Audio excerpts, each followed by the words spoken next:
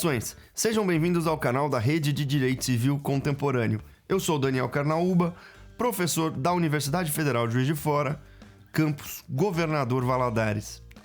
O Código de Defesa do Consumidor é repleto de regras que impõem aos fornecedores o dever de informar o consumidor. Essas regras, aliás, estão dispostas ao longo de todo o Código do Consumidor. Estão dispostas, por exemplo, no artigo 6º, inciso 3º, que consagra o chamado direito básico do consumidor à informação. Estão dispostas também nos artigos 8º e 9º do CDC, que tratam da informação sobre os riscos inerentes dos produtos e serviços e sobre os produtos e serviços perigosos. Há também previsão sobre o dever de informar nos artigos 37 e 38 do CDC, que tratam da publicidade. Mas, sem dúvida, a principal regra sobre o dever de informar é aquela que está prevista no artigo 31 do CDC, que trata da oferta. Esse dispositivo contém um rol bastante extenso de informações que devem constar da oferta. E esse rol inclui, por exemplo, as características do produto, qualidade, quantidade, composição, preço, riscos inerentes, uma gama bastante ampla de informações que devem ser transmitidas aos consumidores antes que eles optem por adquirir aquele produto ou aquele serviço. Essa preocupação com a informação do consumidor é bastante compreensível. As relações de consumo são um tipo de relação marcada por uma forte assimetria informacional. Existe uma enorme desigualdade de informação entre fornecedores e consumidores, tendo em vista que o fornecedor conhece mais e melhor o produto que ele comercializa. Os deveres de informação são, então, uma forma, um instrumento para tentar combater essa desigualdade informacional, obrigando o fornecedor a partilhar com os consumidores esse conhecimento que ele detém. Só que, mesmo com todo esse arcabouço legal bastante minucioso sobre o dever de informação, ainda assim, a extensão desse dever é sempre uma questão delicada. E uma polêmica que, a partir dos anos 2000, teve de ser dirimida pelo Superior Tribunal de Justiça, diz respeito à informação sobre a presença de glúten em produtos alimentícios, especial levando em consideração a saúde das pessoas acometidas pela doença celíaca. A doença celíaca é uma doença autoimune e incurável, e as pessoas acometidas pela doença celíaca têm reações adversas ao glúten, reações que podem aí ser mais ou menos sérias a depender do caso, mas em qualquer hipótese, os celíacos não devem ingerir alimentos que contêm glúten. Daí porque é muito importante que os produtos alimentícios que contêm glúten apresentem em seu rótulo essa informação, que eles, de fato, divulguem para os consumidores se eles contêm ou não contêm glúten.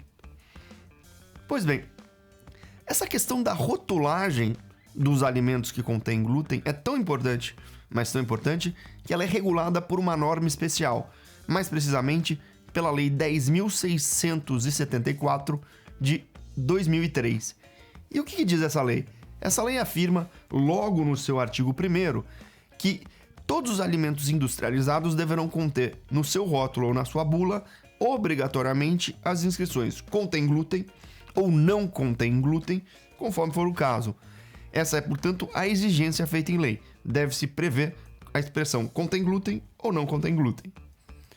Ocorre que muitos órgãos de proteção do consumidor, PROCONs, Ministério Público, associações de defesa do consumidor, Defensoria Pública, esses órgãos passaram a entender que a simples menção contém glúten não seria suficiente para informar o consumidor sobre os riscos dessa substância. Seria necessário, além daquela menção exigida em lei, que os fabricantes também alertassem os consumidores que o glúten é perigoso para as pessoas que têm a tal da doença celíaca. E esse foi o pano de fundo do recurso especial 586.316, que foi julgado pela segunda turma do STJ em abril de 2007. No caso, O que ocorreu é que o Procon de Minas Gerais começou a exigir que os fabricantes de produtos que contêm glúten, além da informação contém glúten que já é exigida pela lei, esses fabricantes deveriam inserir, conforme a determinação do Procon, os dizeres: a existência do glúten é prejudicial à saúde dos doentes celíacos. E o Procon passou a impor multa aos fornecedores que não se adequassem a essa exigência. Então, a Associação Brasileira das Indústrias de Alimentação, que representa aí muitos dos produtores de alimentos que contêm glúten, ajuizou um mandado de segurança preventivo, justamente para evitar que o Procon de Minas Gerais continuasse a aplicar essas multas. E, em segunda instância, o Tribunal de Justiça de Minas Gerais deu razão à associação. Ele proveu o mandado de segurança e determinou que o Procon cessasse a aplicação das multas. Mas o STJ, em sede de recurso especial, reverteu essa decisão. Na decisão do STJ, o tribunal entendeu que a determinação prevista na Lei 10.674, essa previsão, ela não seria exaustiva, ela não impediria a aplicação conjunta das regras do Código de Defesa do Consumidor relativas ao dever de informação. A Lei 10.674, ao exigir a menção contém glúten, teria apenas, segundo o STJ, estabelecido um piso, um mínimo informacional que poderia eventualmente ser complementado pelas normas gerais de informação previstas no CDC. E no caso, o STJ entendeu que o CDC exigiria que fosse fornecida uma informação mais abrangente, notadamente que o consumidor fosse advertido que o glúten é perigoso para as pessoas que têm a doença celíaca. O STJ fez até mesmo uma classificação das funções do dever de informação, explicando que a menção contém glúten cumpriria uma função que ele chamou de informação-conteúdo. Essa expressão serviria para explicar o que há no produto, qual é a composição do produto. Mas essa expressão não cumpriria uma outra função do dever de informar, que também está prevista no CDC, que seria a informação-advertência. A informação-advertência exigiria que o consumidor seja alertado dos riscos inerentes àquele produto.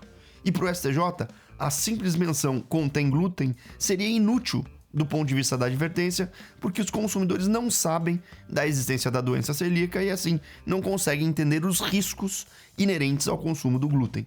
Daí porque, para o STJ, os fabricantes deverão inserir nos rótulos dos produtos que contêm glúten a informação: a existência do glúten é prejudicial à saúde dos doentes celíacos.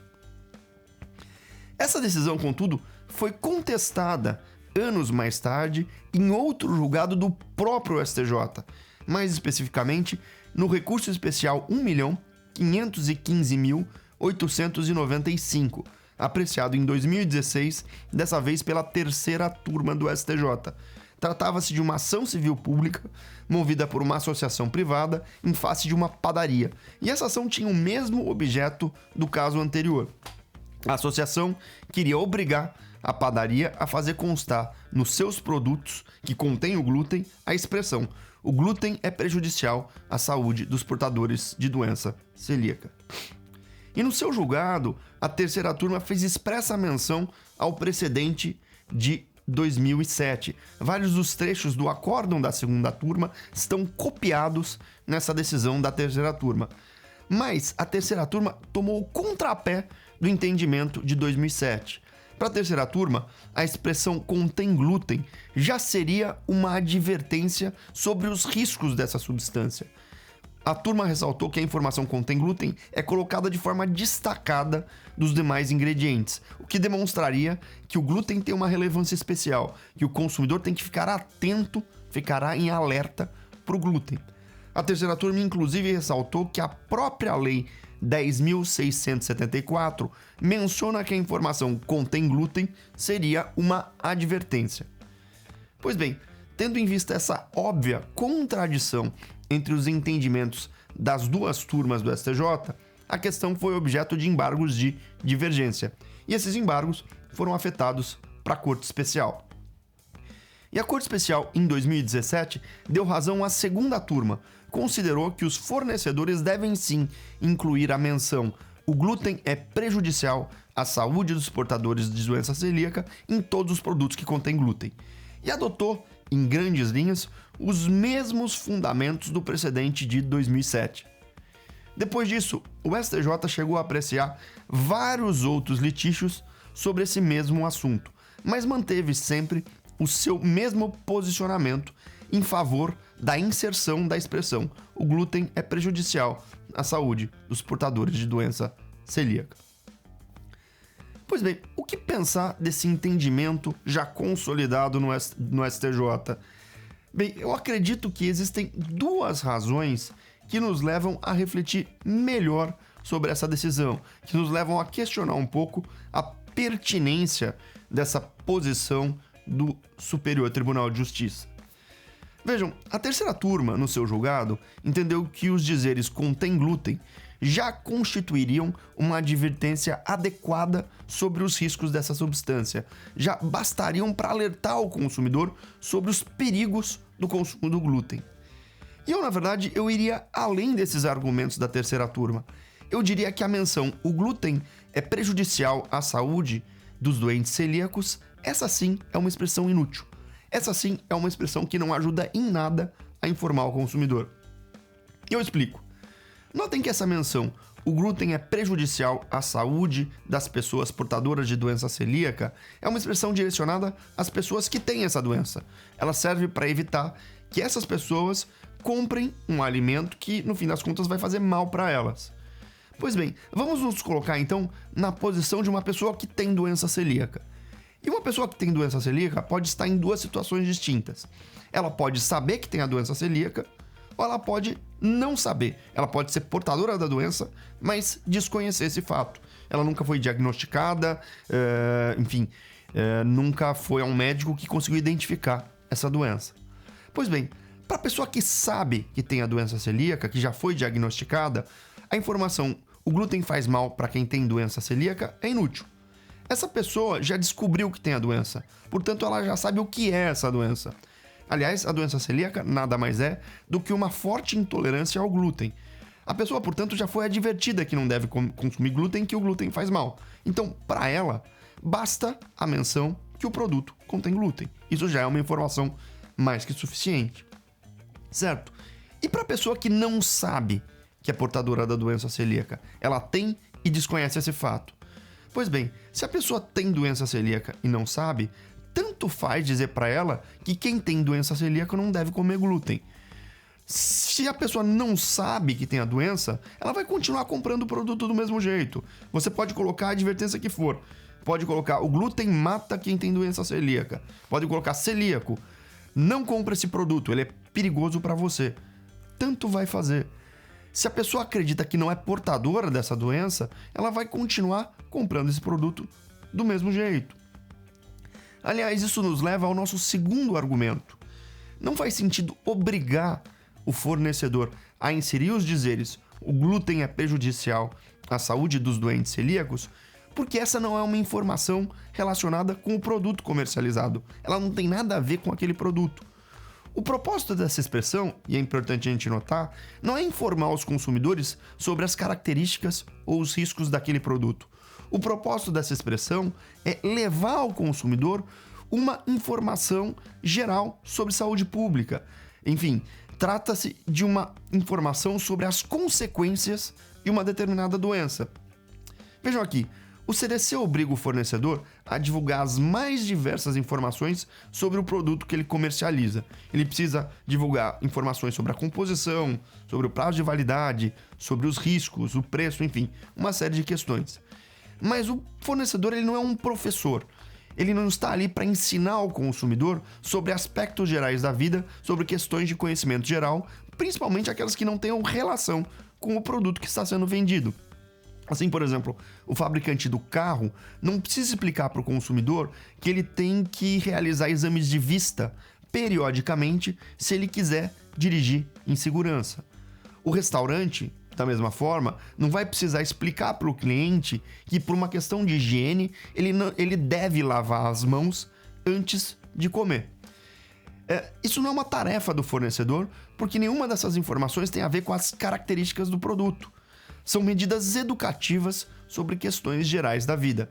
Ao exigir que o fabricante explique para o consumidor o que é a doença celíaca e quais são as suas consequências, o tribunal está, na verdade, querendo que o fornecedor resolva um problema de saúde pública.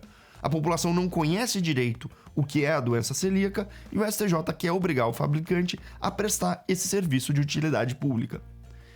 O acórdão da segunda turma até emprega uma expressão bastante interessante.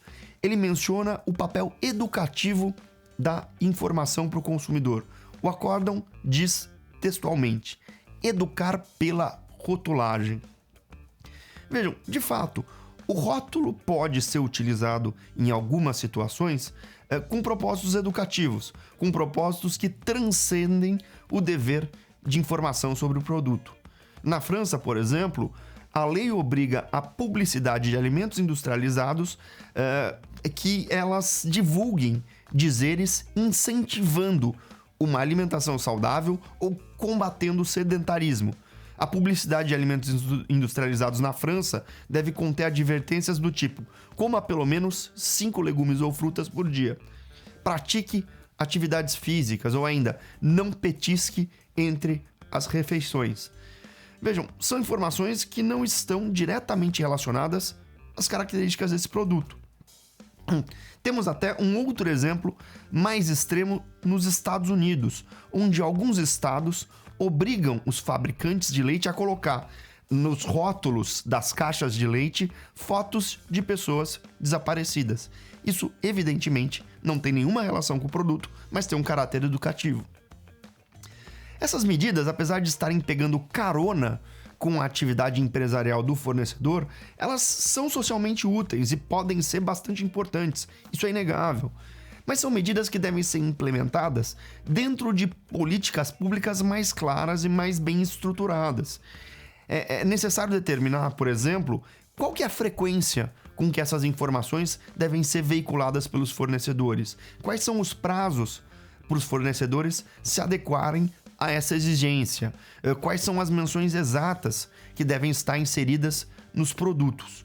Isso é uma questão de política pública. Daí porque não dá para fazer o que não é possível é implementar esse tipo de medida de forma desarticulada por meio de uma decisão judicial. E tem mais, o entendimento do STJ, ele deixa uma dúvida bastante inquietante. Vejam, se o fornecedor é obrigado a explicar o que é a doença celíaca, até onde vai esse dever de educar o consumidor sobre as doenças alimentares? Porque vejam, se os fabricantes de alimentos com glúten têm de explicar para a população o que é a doença celíaca, eles deveriam também explicar para a população outras doenças de ordem alimentar. Nos alimentos que contêm açúcar, por exemplo, deveria haver expressão: o açúcar faz mal para os diabéticos. Também deveria haver expressão, uma informação, que a gordura faz mal para quem tem colesterol, que as pessoas que têm pressão alta devem evitar o consumo de sal, que os portadores de fenilcetonúria, que é uma doença de ordem alimentar bastante rara, devem evitar o consumo de carnes, peixes, ovos, leite, enfim, e derivados. Na verdade, vejam, seguindo o mesmo raciocínio adotado pelo STJ para o glúten, todos os produtos alimentícios teriam que vir com um verdadeiro tratado sobre doenças alimentares. E vejam, é por isso que não dá para implementar essa missão de utilidade pública por meio de uma decisão judicial. É preciso que ela seja bem delimitada, é preciso que os contornos dessa política sejam bem estabelecidos. Pois bem, e com isso terminamos o vídeo de hoje. Se vocês gostaram, deixem o seu like e subscrevam o canal da RDCC. Espero revê-los em breve.